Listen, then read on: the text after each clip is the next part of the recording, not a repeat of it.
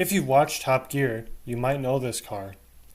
The car's top speed is over 210 miles per hour. It's from the UK, and no, it's not the XJ220. It weighs less than 3,000 pounds, and it's hand-built. It's a beautiful, stunning car, faster than the Pagani Zonda F and the Bugatti Veyron.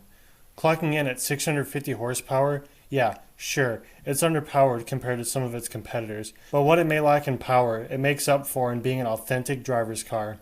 So, by now, I'm sure you know that I'm talking about the ever-amazing, rare beast that is the Noble M600.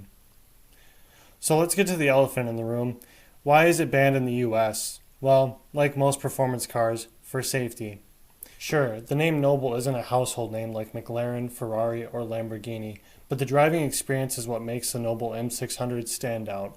Also, as a quick disclaimer, I've never driven one, but the manual transmission comes standard. I'm not an annoying manual transmission elitist, by the way. Please stop gatekeeping. And the car has no ABS or AMS.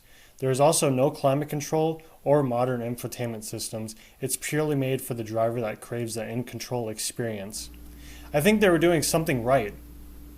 And those lack of safety features is what makes it banned in America, unfortunately.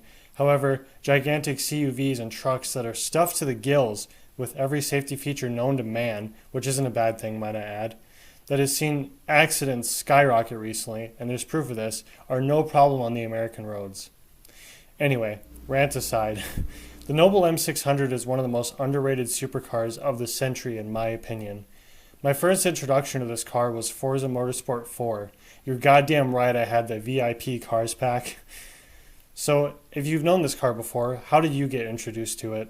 Also, the standard model uses a fiberglass body, the Carbon Sport version uses a carbon fiber body, and the Speedster is basically a Targa top version. The M600 was hand-built by a team of 20 workers from the factory from Leicestershire, which I think is super awesome. You don't really hear about that nowadays. I believe the company Morgan, if they're still around, I believe they are. They hand-build their cars. They're also from the UK. But yeah, you don't really hear about that super often. It's pretty cool. The car is powered by a 4.4-liter twin-turbo Yamaha-built Volvo V8 engine, shared with the Volvo XC90 and S80, albeit in those two cars they are naturally aspirated.